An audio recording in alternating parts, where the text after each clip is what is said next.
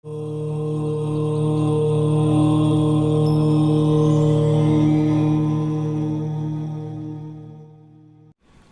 शुरुआत करते हैं आज योग से। तो बेसिक योग से शुरू करते हैं आज। बेसिक योग में योग का मतलब होता है कॉम्बिनेशन। अब कॉम्बिनेशन जो है ना, वो कई तरीके से कॉम्बिनेशन बन सकते हैं। जैसे कि कोई खास पोजीशन हो, उसके कारण बन सकते हैं। आस्पेक्ट हो, दृष्टि जिसे बोलते हैं, दृष्टियों से कॉम्बिनेशन बन सकते हैं। और कंजंक्शन यानी योग, युति, तो कंजंक्शन से भी बन सकते हैं। इन तीनों को पीएसी बोलते हैं कलेक्टिवली ना। तो योग जो है, योग का मतलब है किसी भी तरह से एक या एक से ज़्यादा ग्रहों का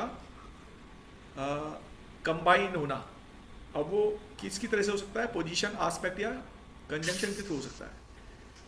तो हम बहुत सारे योग हैं इसमें, मतलब काफ़ी योग हैं। तो हम पहले सूर्य से बनने वाले योग पढ़ेंगे, चंद्रमा से बनने वाले पढ़ेंगे, फिर पंच महापुरुष योग पढ़ेंगे।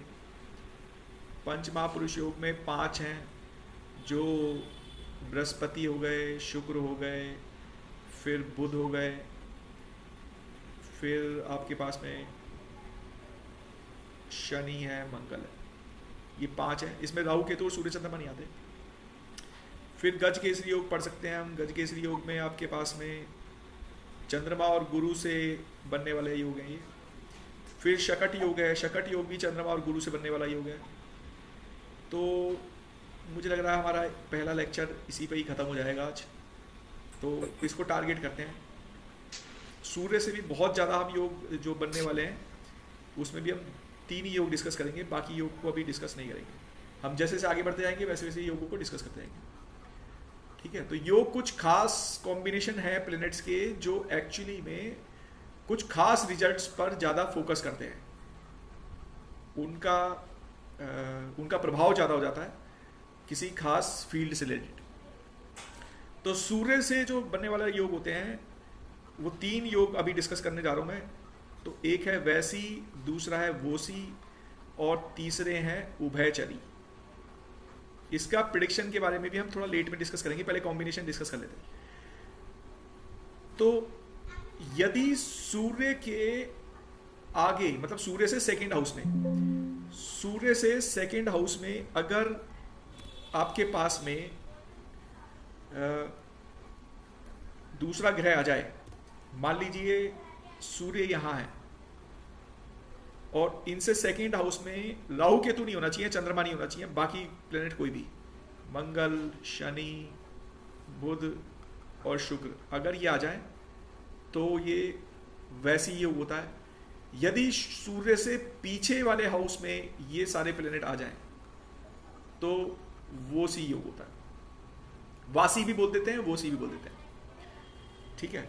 तो मतलब केंद्र की बात नहीं है, सूर्य कहीं पर भी हो सकते हैं, सूर्य यहां पर भी होंगे तो भी वैसी और वासी योग बनते हैं। अगर सूर्य से 12वें घर में, सूर्य से 12वां घर हो गया ना ये वाला, या सूर्य से नेक्स्ट हाउस में, तो सूर्य से नेक्स्ट हाउस मतलब वैसी, और सूर्य से पिछले वाले हाउस यानी वो सी या वासी। तो इसमें तो कोई डाउट होगा नहीं किसी को। बिल्कुल नहीं सर। इसी तरह से चंद्रमा से बनने वाला योग है। चंद्रमा से बनने वाले जो योग हैं, वो 3-4 योग हम लिख लेते हैं अभी। एक योग है केम ध्रुव योग। सर ये अभी पहले पूरे करवा रहे हैं सूर्य के योग या पहले चंद्रमा के करवा दें? सूर्य के मैं वो 3 ही डिस्कस कर रहा था, बाकी मैं बाद में डिस्कस करूंगा ना। ये आसान था समझना, इसलिए मैंने उसको बोल दिया। सर ठीक है। वैसी की है, वासी?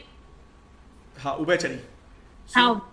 अगर सूर्य के आगे और पीछे 2 ग्रह हो, मान लीजिए यहां पर शुक्र आ गया, यहां पर बृहस्पति आ गया, तो ये उभयचरी हो गया। उभय यानी कि दोनों साइड में, उभयचरी योग। ठीक।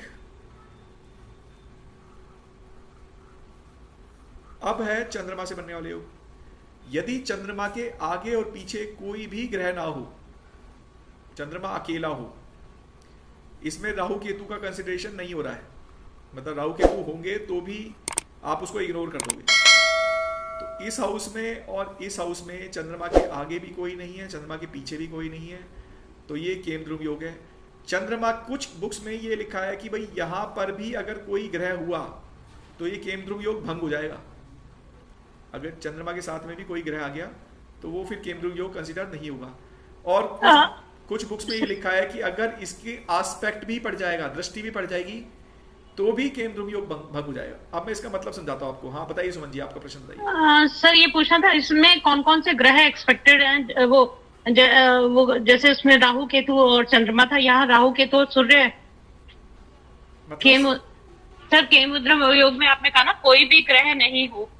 हाँ, केमद्रुम तो योग में मतलब चंद्रमा से अगले वाले हाउस में कोई नहीं होना चाहिए, ये भी एम्प्टी होना चाहिए, और हाँ। पिछले वाले हाउस में ये भी एम्प्टी होना चाहिए। हम्म। अगर ये कंडीशन है, अब मान लीजिए कोई साथ में बैठा हुआ हाँ है ना, तो ये भंग हो जाएगा केमद्रुम योग। ठीक है सर। सर इसमें राहु केतु और सूर्य को भी कंसिडर किया जाता है? अगर राहु केतु बैठे हैं तो आप उसको इग्नोर कर दोगे, और सूर्य को भी इग्नोर कर दोगे। ठीक है सर, ठीक है सर। यदि शनि की दृष्टि पड़ रही है, शनि की यदि दृष्टि पड़ रही है यहाँ पर, अब तीसरी दृष्टि पड़ रही है ना यहाँ पर, तो भी ये भंग हो जाएगा शनि की तीसरी दृष्टि के कारण केमद्रुम योग। अब मैं इसका इसेंस समझाने की कोशिश करता हूं कि केमद्रुम योग का इसेंस क्या है। देखिए, चंद्रमा एक तरह से, चंद्रमा मन का कारकत्व लिए हुए हैं। जब इनके आगे और पीछे कोई ग्रह नहीं होता तो ऐसा व्यक्ति आइसोलेटेड महसूस करता है, उसके अंदर एक इंफीरियर नेचर डेवलप हो जाता है, वो नेगेटिव सोचने लगता है, उसकी विचारधारा नेगेटिव हो जाती है, वो थोड़ा सा फियर फैक्टर में इन्वॉल्व होता है, स्केयर्ड फील करता है वो। ठीक है, तो यदि किसी का दृष्टि पड़ेगी तो वो नेचर उसकी थोड़ी सी, ये नेचर में, नेगेटिव नेचर में थोड़ा सा बदलाव आएगा, थोड़ा सा इंप्रोवाइज होगा वो। ठीक है, तो इसको केमद्रुम योग बोलते हैं। और केमद्रुम योग थोड़ा सा नहीं ठीक होता है, वो बिल्कुल ही प्रभावशाली नहीं होता, और बहुत ज़्यादा इसमें आपको नेगेटिव लोग दिखाई देंगे केमद्रुम योग के अंदर। यदि अब चंद्रमा से अगले वाले हाउस में, यानी कि चंद्रमा से सेकेंड हाउस में अगर कोई प्लेनेट हो, राहु केतु की बात नहीं कर रहा हूं मैं, फिर से बता रहा हूं मैं आप लोगों को, यदि चंद्रमा से सेकेंड हाउस में दूसरे कोई ग्रह आ जाता है, जैसे मान लीजिए यहां पर आ गया, यहां पर कोई गुरु मंगल शुक्र ऐसे कोई ग्रह आ गया है, तो इस योग को बोलते हैं सुनफा, सुनफा योग। और यदि चंद्रमा से पिछले वाले हाउस में कोई प्लेनेट आ जाता है, मान लीजिए कोई शुक्र वगैरह कोई आ गया, तो वो योग में हम उसको बोलते हैं अनफा। सुनफा और अनफा दोनों की ही ज्यादातर व्याख्या जो है वो पॉजिटिव करी गई है, अच्छी बताई गई है। चंद्रमा से अब मान लीजिए दूसरे घर में कोई अच्छे ग्रह जाते हैं, गुरु शुक्र, तो फाइनेंशियल चीजें उसकी थोड़ी सी बेटर हो सकती हैं, उसका बोलचाल का तरीका बहुत अच्छा हो सकता है, उसके खान पान थोड़ा ठीक हो सकता है। ऐसे ही चंद्रमा से यदि 12वें में भी कोई अच्छे शुभ ग्रह जाते हैं तो उसका लिविंग स्टैंडर्ड थोड़ा सा अच्छा हो सकता है, वो थोड़ा खर्चे करने में थोड़ा अच्छा व्यक्ति हो सकता है, अच्छी जगह खर्च कर सकता है। गुरु चले जाएं तो रिलीजियस एक्टिविटी में इन्वॉल्व हो सकता है, बशर्ते कुछ शकट योग टाइप्स कोई योग ना हो तो। ठीक है, तो हमने 2 योग डिस्कस करे। सुनफा, चंद्रमा से अगले वाले हाउस में कोई ग्रह जाएगा तो सुनफा योग, चंद्रमा से पिछले वाले हाउस में कोई ग्रह जाएगा तो अनफा योग। अब यदि एक और योग है जिसका नाम है दूरधरा। दूरधरा योग में चंद्रमा के आगे और पीछे दोनों जगह पर ही कोई ना कोई प्लेनेट होना चाहिए, तो ये दूरधरा योग होता है। दूरधरा योग वाले व्यक्ति हाईली पॉजिटिव होते हैं, वो हार ना मानने वाले व्यक्ति होते हैं, उनको जल्दी से वो मतलब हथियार नहीं डालेंगे चाहे कितनी ही ज़्यादा विपरीत परिस्थितियां आ जाएं। उनका मेंटल स्टेटस बहुत ज़्यादा स्ट्रांग होता है और वो आखिर तक जूझने वाले व्यक्ति होते हैं, तो ये बड़ी अच्छी चीज़ है। अब देखिए, जब आगे और पीछे की बात हो रही है तो जब हम 2 चीज़ें डिस्कस कर रहे हैं कि भाई एक तो नेगेटिव नेचर है चंद्रमा में और एक है पॉजिटिव नेचर, तो पॉजिटिव नेचर में आपने ये देखा कि भाई उसके आगे और पीछे प्लैनेट्स का बड़ा सपोर्ट मिल गया, एक तरह से उसको दोनों साइड से सपोर्ट मिल रहा है। ऐसा ही एक और बहुत सुंदर योग होता है जिसको हम बोलते हैं शुभ कर्त्री या अशुभ कर्त्री योग। एक होता है शुभ कर्त्री योग और एक होता है अशुभ कर्त्री योग। अब इसका महत्व समझिए, ये बहुत ज्यादा इंपॉर्टेंट है, लेकिन हम लोग जनरल प्रैक्टिस में एस्ट्रोलॉजी में इन चीजों पर ज्यादा ध्यान नहीं दे रहे होते हैं, लेकिन बहुत ज्यादा मैं आपको प्रैक्टिकल एक्सपीरियंस में बता रहा हूं कि इनका बहुत ज्यादा योगदान है। तो ये आपका लगन है। लगन में यदि दोनों साइड में दो शुभ ग्रह बैठ जाएं तो वो बहुत ज्यादा पावरफुल तरीके से लगन को सपोर्ट करते हैं। लगन बहुत पावरफुल हो जाता है, हाईली पॉजिटिव हो जाता है, और एक तरह से देखिए तो उसको भाग्य का साथ मिलेगा, या कहीं पर भी वो अड़चने वगैरह आएंगी उसको तो वो उसको ओवरकम कर लेगा शुभ कर्त्री योग के अंदर। जैसा ये शुभ कर्त्री लगन के लिए है, ऐसा ही शुभ कर्त्री चंद्रमा के लिए भी है, जो मैं थोड़ी देर पहले आपको बोल रहा था कि चंद्रमा से आगे और पीछे जब दो ग्रह बैठते हैं और वो दो ग्रह दूरधरा योग बना रहे होते हैं, तो इसी तरह से शुभ कर्त्री योग भी बना रहे होते हैं वो। लेकिन अशुभ कर्त्री में क्या होगा, यदि मान लीजिए अब दो खराब प्लेनेट बैठ जाएं चंद्रमा के दोनों ओर या लगन में दोनों ओर, मंगल और शनि को कंसीडर कर लेते हैं, तो ये अशुभ कर्त्री योग बनेंगे। अच्छा, अशुभ कर्त्री में आप राहु को शामिल करोगे, ठीक है, राहु अशुभ है।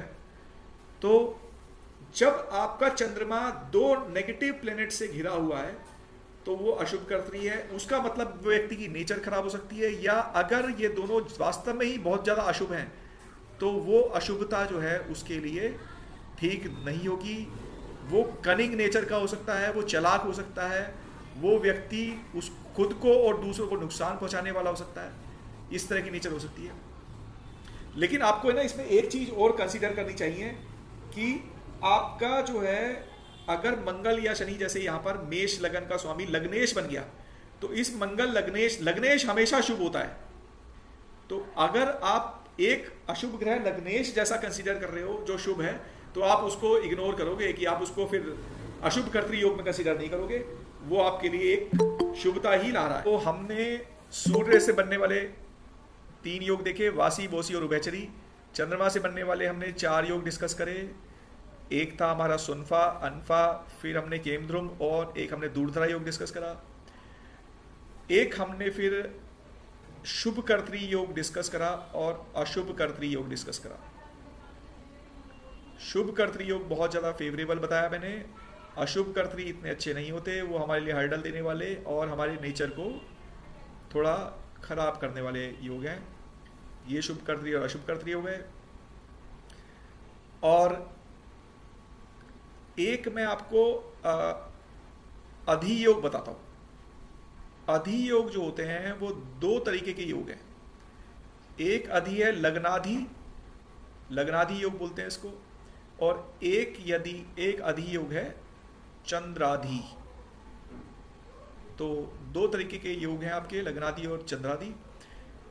लग्नाधि जो योग है उसमें यह बताया गया है कि लगन से 6ठे घर में, लगन से 7th हाउस में और लगन से 8th हाउस में यदि शुभ ग्रह बैठे हो इन 3 हाउस में, तो ये बहुत ही ज्यादा शुभता लाता है, ये आपके लिए फेवरेबल बनता है। देखिए जब कितनी अपोजिट बात है कि 6th हाउस और 8th हाउस है हमारा, ये जो ज्यादा ठीक नहीं होता, इसमें शुभ ग्रह का जाना थोड़ा ठीक नहीं होता।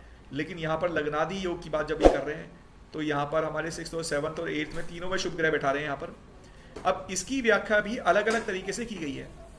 इसकी व्याख्या इस तरह से करी गई है कि एक बुक में लिखा है कि यहाँ पर तीनों में एक एक ग्रह होना चाहिए, और कुछ बुक्स में लिखा है कि 6th हाउस में भी तीनों हो, या 7th में भी तीनों हो, या 8th में भी तीनों हो, तो ये अधियोग लग्नादि योग बन जाएगा। ठीक है, तो सर एक मिनट दोबारा रिपीट करेंगे लग्नादि योग का? जी मैं शुरू से शुरू कर देता हूँ। मैं ये कह रहा था कि लगन से यदि 6th हाउस, 7th हाउस और 8th हाउस में यदि शुभ ग्रह बैठे यहाँ पर, मान लीजिए शुक्र, बृहस्पति और चंद्रमा ऐसे बैठ जाए, तो ये 3 शुभ ग्रह बैठ गए लगन से, तो इसको लग्नादि योग बोलते हैं। अब कुछ बुक्स में मैं बता रहा था कि मान लीजिए बृहस्पति इधर नहीं बैठा, इधर बैठ गया है, तो 6 और 8 में 2 बैठ गए हैं, तो भी ये कहते हैं कि ये लग्नादि योग है। या तीनों एक ही घर में बैठ जाएं, चाहे 6th में, चाहे 7th में, चाहे 8th में, तो भी ये लग्नादि योग कंसिडर किया जाता है। लेकिन आप नेचुरल रूप में देखेंगे तो अगर 6, 7, 8 तीनों में बैठे तो ही ये लग्नादि योग ज़्यादा फलीभूत होता है, जो मेरा अपना एक्सपीरियंस कहता है। अब यहाँ से ना मैं एक बात आपको, एक नई बात इंट्रोड्यूस कर रहा हूँ इस योग को समझाते समझाते। इसी योग से रिलेटेड है वो बात कि क्यों ये लग्नादि योग इंपॉर्टेंट हो गया जबकि वो 6th, 7th, 8th में बैठा हुआ था। यदि आप एक सिद्धांत होता है जिसका नाम है भावार्थ भावम। भावार्थ भावम का सिद्धांत है। भावार्थ भावम का मतलब हो गया भाव से भाव की कल्पना। भाव से भाव की कल्पना मतलब फॉर एग्जाम्पल मैं इस व्यक्ति की कुंडली, मान लीजिए कि मेल व्यक्ति है ये कोई, और इस मेल व्यक्ति की सिस्टर इन लॉ के बारे में एनालाइज करना चाह रहा हूं। तो मैं ये देखूंगा कि इसकी स्पाउस का हाउस ये है और इसकी स्पाउस की इमीडिएट छोटी सिस्टर है, तो मैं इस स्पाउस को उसका लगन बना दूंगा। मतलब ये वाइफ का लगन ये वाला बन गया, ये फर्स्ट हाउस हो गया वाइफ के लिए, और इनके छोटे भाई बहनों का हाउस थर्ड होना चाहिए इनसे, तो इनका सेकंड हाउस ये और इनका थर्ड हाउस ये, तो ये वाला हाउस जो हो जाएगा ये एक्चुअली इस व्यक्ति की सिस्टर इन लॉ का हाउस हो गया। ठीक है, तो अब यहां पर हम क्या कर रहे हैं, मतलब ये एग्जैक्टली भावार्थ भावम नहीं है, मैं कुछ और समझा रहा हूं अभी आपको, भावार्थ भावम भी बताऊंगा आपको। तो हम क्या कर रहे हैं, किसी भी रिलेशन का किसी भी हाउस से वो कल्पना हम कर सकते हैं। ठीक है, मतलब अगर आपको चौथा भाव जैसे माता, अगर आप भावार्थ भावम में चलते हैं थोड़ी देर के लिए, इसको मैं थोड़ी देर के लिए होल्ड पे कर देता हूँ। थोड़ा सा कंफ्यूज जरूर हो जाओगे लेकिन आपको कॉन्सेप्ट बहुत अच्छे से क्लियर हो जाएगा अगर ढंग से आप थोड़ा सोच पाओगे यहाँ पर। तो जैसे आप अपने भाई बहनों का थर्ड हाउस से देखते हैं, आपके सिबलिंग्स हैं यहाँ पर, लेकिन सिर्फ इसी हाउस से आप अपने सिबलिंग के बारे में नहीं देखेंगे। अगर यहाँ पर कुछ क्लैरिटी नहीं हो रही तो आप थर्ड हाउस से 3 घर आगे बढ़ेंगे, तो 1 और फिर 2 और फिर 3, तो यानी कि सिबलिंग के लिए आप 5th हाउस भी कंसीडर करेंगे।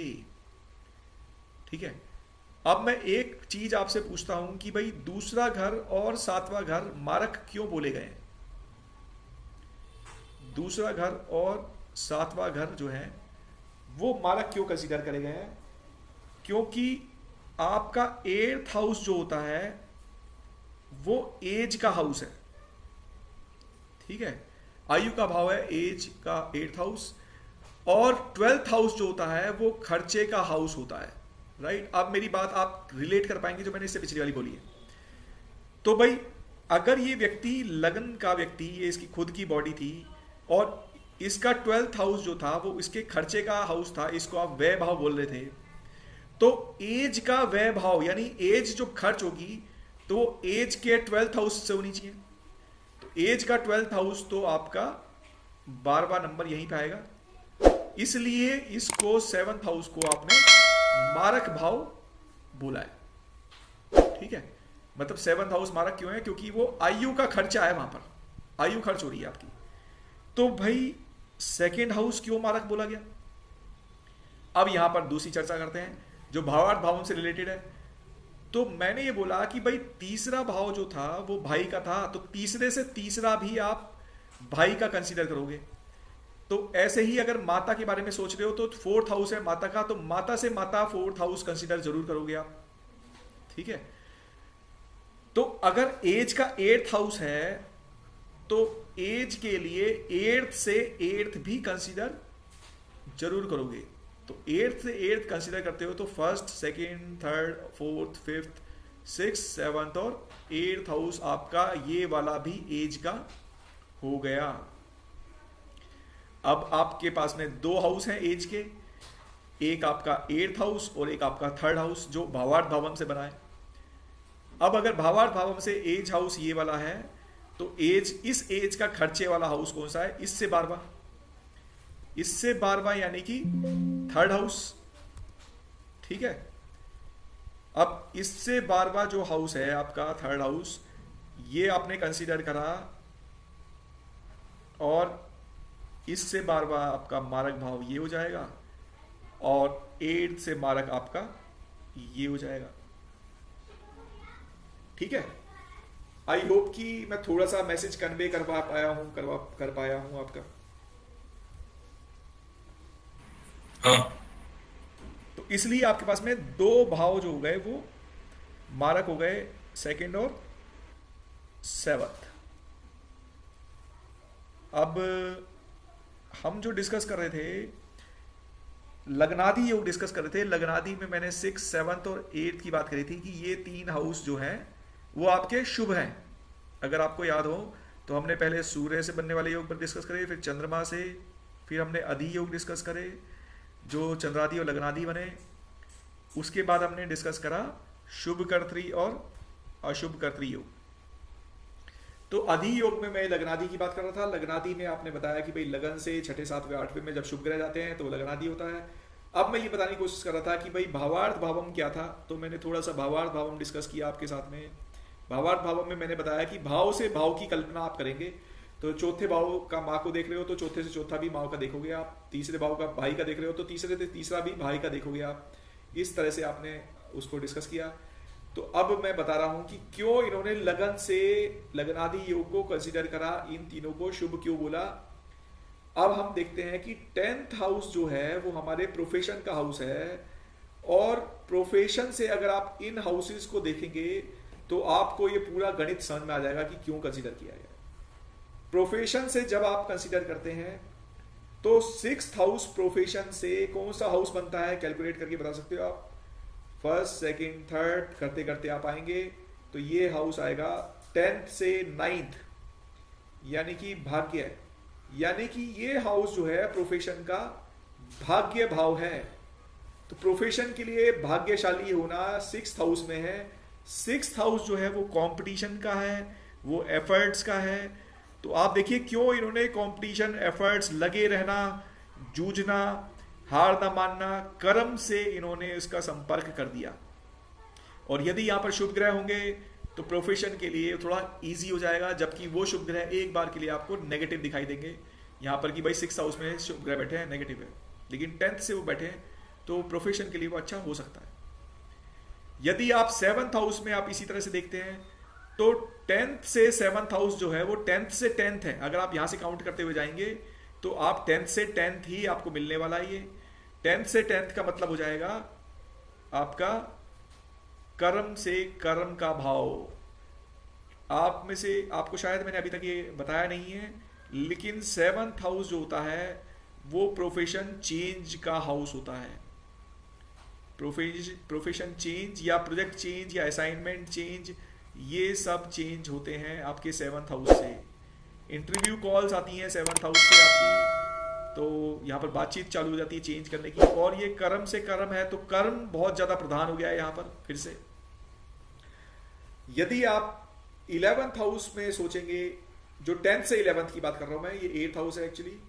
तो 10th से 11th यानी आय, बिना आय के भौतिक चीजों के संसार चलना थोड़ा मुश्किल होता है। तो अगर यहाँ पर शुभ ग्रह होंगे, शुभ चीजें होंगी, तो कर्म की आय है, ये इनकम है। कई बार आप यहाँ पर देखेंगे कि मकर राशि का बैठा हुआ है 10th हाउस में, और यहाँ पर शनि बैठे हैं, तो ये बड़ा अच्छा पोजीशन बन जाती है इनके लिए, जबकि शनि वैसे नेगेटिव प्लेनेट है। और अगर शुभ ग्रह कोई बैठ जाता है तो यहाँ पर मकर राशि के स्वामी शुभ ग्रह, यहाँ पर मकर राशि के स्वामी नहीं, सॉरी, 10th से कोई शुभ ग्रह यहाँ पर बैठ जाता है, मान लीजिए शुक्र, बृहस्पति, कुछ इस तरह का, तो वो भी इसकी इनकम सोर्स के लिए इसको इम्प्रोवाइज करता है, इसका थोड़ा बल प्राप्त करता है 10th हाउस दूसरे तरीके से। तो ये थी लग्नादि योग की चर्चा। ऐसे ही चंद्रादि योग होता है। चंद्रादि में क्या होता है, चंद्रमा की पोजीशन से 6th, 7th, 8th जो होते हैं वो अच्छे होते हैं। मान लीजिए चंद्रमा यहाँ पर है, तो चंद्रमा से 6th ये वाला हाउस, ये वाला और ये वाला, इन 3 हाउस में यदि आपका कोई शुभ प्लेनेट जाता है तो ये भी बड़ा अच्छा कंसिडर किया जाता है। इसको हम चंद्रादि योग बोल देते हैं। अब जब प्रोफेशन की बात होती है तो हम थोड़ा अम्ला योग डिस्कस कर लेते हैं। अम्ला योग जो होता है उसका बहुत ही ज़्यादा प्रभाव है, और ये अम्ला योग 10th हाउस में बनता है। यदि 10th हाउस में शुभ ग्रह बैठे, बृहस्पति, चंद्रमा, शुक्र, बुध, यदि ये शुभ ग्रह अगर आपके 10th हाउस में बैठते हैं तो अम्ला योग होता है, और प्रोफेशन के लिए बहुत ज़्यादा उत्तम योग है। व्यक्ति बहुत ज़्यादा तरक्की करता है, उसका प्रोफेशन अच्छा रहता है, अच्छी जगह जुड़ता है, बृहस्पति का प्रभाव रहता है तो वो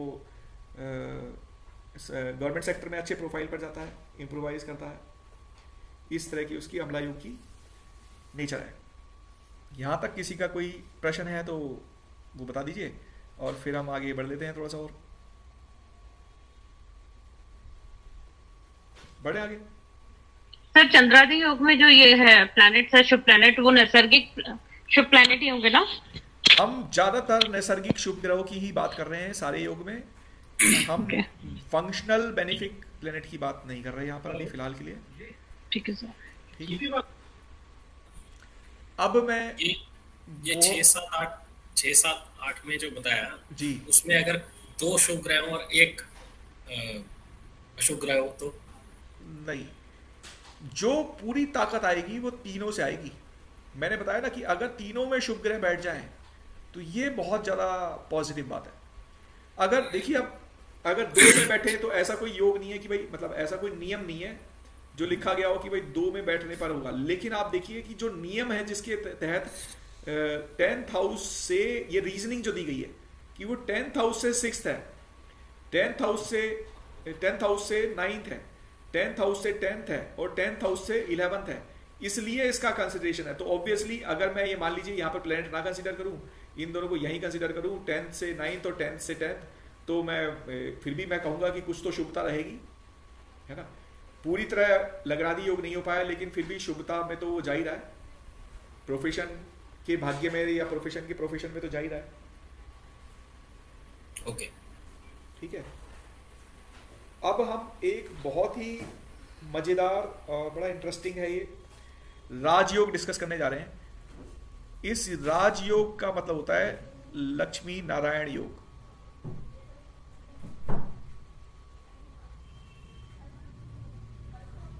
लक्ष्मी नारायण योग जो है वो आपके बहुत ही ज्यादा इंपॉर्टेंट है। इसको आप राजयोग भी बोल रहे हो, तो प्रश्न ये उठता है कि इसका नाम लक्ष्मी नारायण योग ही क्यों रखा जा रहा है। देखिए, मैंने सबसे शुरू में जब भावों के बाद चर्चा करी थी, भावों के वीडियो में, उसमें हमने त्रिकोण के बारे में चर्चा करी थी कि ये तीनों आपके त्रिकोण होते हैं। त्रिकोण जो है वो बहुत ही ज़्यादा शुभ हैं, कंसिडर किए गए। इनके स्वामी भी, त्रिकोण के स्वामी भी शुभ हैं, और इनमें प्लेसमेंट अगर हो जाए प्लैनेट्स की तो उनके लिए भी ये पॉजिटिव रहते हैं। ठीक, और जो केंद्र हैं, मैंने केंद्र के बारे में भी चर्चा करी थी कि केंद्र आपके स्तंभ है जीवन के, और इनका भी बहुत ज़्यादा महत्व है। जब आप योग पढ़ेंगे तो आप देखेंगे कि वो बार बार ये बात बोलेंगे कि केंद्र में ऐसा हो जाए तो ये हो जाए, केंद्र में ये ग्रह चले जाए तो ऐसा योग बन जाएगा। तो केंद्र का बहुत ही ज़्यादा योगदान है। केंद्र सिर्फ लगन से ही केंद्र कंसिडर नहीं होते, चंद्रमा की पोजीशन से भी केंद्र कंसिडर होते हैं। ठीक है, तो वहां में भी चंद्रमा की बात पर नहीं जाते, मैं अभी आप फिलहाल को आपको त्रिकोण और केंद्र पर रखता हूं। तो त्रिकोण जो है वो है लक्ष्मी का रूप, क्योंकि ये देवी का रूप है। ये धर्म की बात करेंगे, धार्मिक बातें, रिलीजियस शुभता की बात करेंगे, ऑस्पिशियस नेचर की बात करेंगे। इसके साथ साथ में एक चीज आपको ये और बोल दूं कि 4 वो हैं, धर्म, अर्थ, काम और मोक्ष। तो पहला हाउस जो होता है वो धर्म होता है, दूसरा है अर्थ, तीसरा है काम, और चौथा है मोक्ष।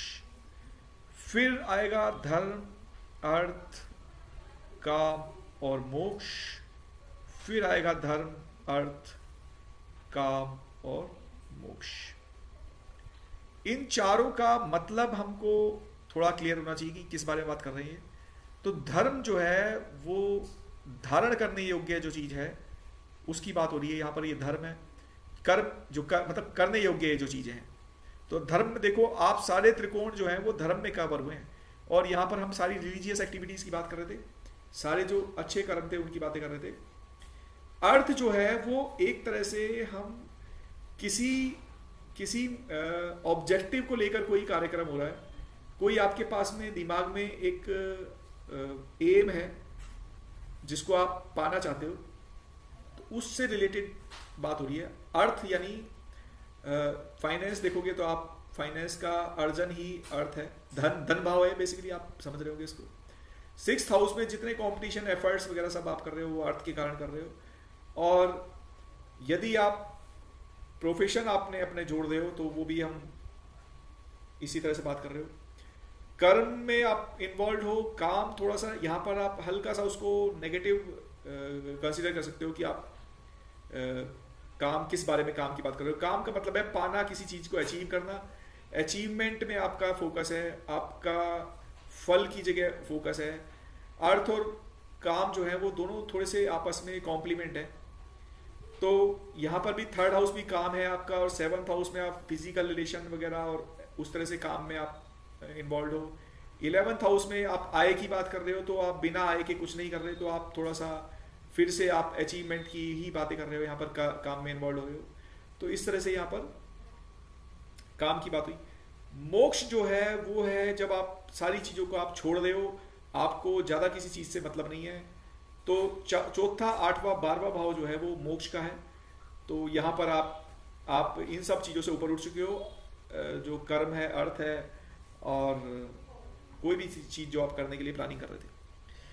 तो इसको मैंने आपको इसलिए समझाया कि धर्म जो है वो है धारण करने योग्य, वो है ऑस्पिशियस नेचर, वो है आपकी शुभता, जहाँ पर आप सिर्फ और सिर्फ कोई ऐसी एक्टिविटी कर रहे हो जो आपको करनी चाहिए। और वहाँ पर लक्ष्मी रूप है। लक्ष्मी का मतलब है त्रिकोण, त्रिकोण का मतलब है शुभता, एनर्जी। ये त्रिकोण आप इसको एनर्जी से जोड़ सकते हो।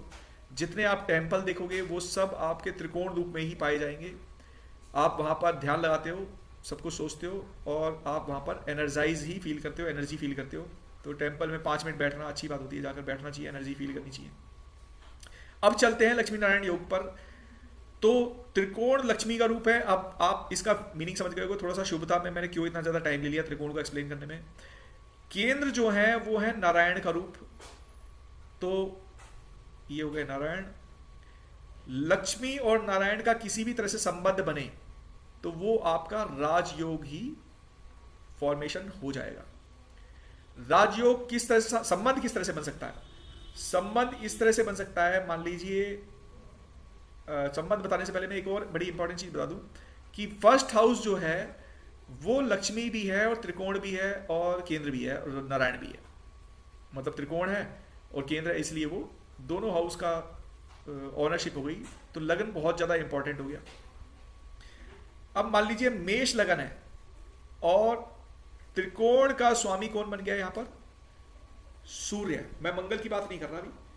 तो सूर्य अगर बन गए त्रिकोण के स्वामी और वो केंद्र में कहीं पर भी बैठ जाएं, मान लीजिए 10th हाउस में बैठ जाएं, 7th हाउस में बैठ जाएं, 4th हाउस में बैठ जाएं, या लगन में बैठ जाएं, तो त्रिकोण का स्वामी बनकर सूर्य केंद्र में बैठ गए, इसका मतलब संबंध स्थापित हुआ। तो ये सूर्य जो हो गए वो राजयोग कारक प्लेनेट बन गए यदि ये ऐसा संबंध बनाते हैं। मान लीजिए मेष लगन है और कर्क राशि आई 4थे भाव में, और चंद्रमा जो कर्क राशि के स्वामी थे 4थे भाव के स्वामी पंचम में बैठ जाएं या 9वें भाव में बैठ जाएं, तो वो भी राजयोग फॉर्मेशन हो जाएगा उसका भी। तो किसी भी तरह से यदि पंचम का स्वामी, केंद्र का स्वामी त्रिकोण में, त्रिकोण का स्वामी केंद्र में, यदि ये संपर्क बन जाता है तो वो राजयोग बन जाएगा। अब आप देखिए कि अगर वृष राशि है, फॉर एग्जांपल वृष लगन है, तो उसके लिए कौन कौन से प्लेनेट आपके ऐसे भी हो सकते हैं, एक ही प्लेनेट जो त्रिकोण का स्वामी भी हो और जो केंद्र का स्वामी भी बन जाए। तो 9th हाउस का स्वामी त्रिकोण के स्वामी शनि बन गए और 10th हाउस के स्वामी भी शनि ही यहां पर बन गए। तो वृष लगन के लिए शनि अपने आप ही राजयोग कारक प्लेनेट बन गए, चाहे ये केंद्र में एक बार को ना बैठे, चाहे ये त्रिकोण में एक बार को ना बैठे, तो भी शनि राजयोग कारक बन गए। राजयोग कारक प्लेनेट जो होता है वो प्लेनेट्स में बहुत ज्यादा इंप्रोवाइज करता है, वो फाइनेंशियल सिचुएशंस को बहुत ज्यादा इंप्रोवाइज करता है, वो ताकतवर होता है, तो उसके लिए अचीवमेंट देने में प्रोफेशनली या पर्सनल लेवल पे या फाइनेंशियल लेवल पे भी राजयोग कारक प्लेनेट अच्छे होते हैं, शुभ होते हैं। राजयोग की चर्चा हम डिटेल में दोबारा करेंगे नेक्स्ट टाइम जब हम बैठेंगे। अभी यहां तक आप लोगों को कोई डाउट हो तो वो पूछ लीजिए।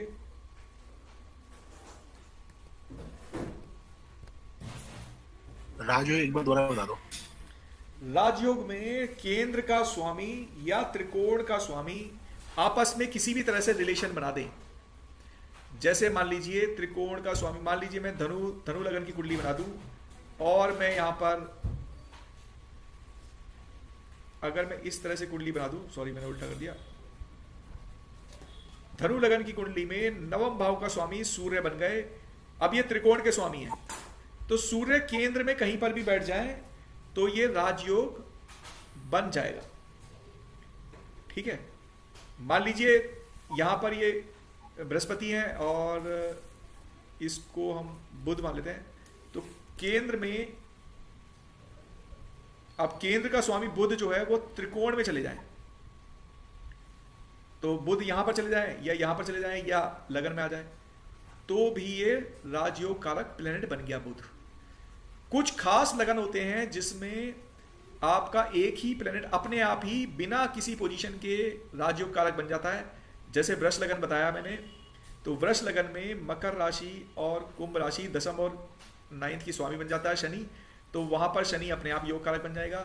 यदि आप तुला लगन बना दोगे तो भी शनि योग कारक बन जाएंगे अपने आप ही 4th और 5th का स्वामी बनकर, क्योंकि वो केंद्र के अभी स्वामी बन गए और वो त्रिकोण का स्वामी भी बन गए हैं, इसलिए वो योग कारक बन गए। आप अगली बार एक एक्सरसाइज करके लाना कि 12 लगन बनाना 1 से लेके 12 तक, और ये चेक करना कि अपने आप राजयोग कारक कौन से प्लेनेट बन जा रहे हैं जो केंद्र और त्रिकोण दोनों के स्वामी बन जा रहे हैं। ठीक है।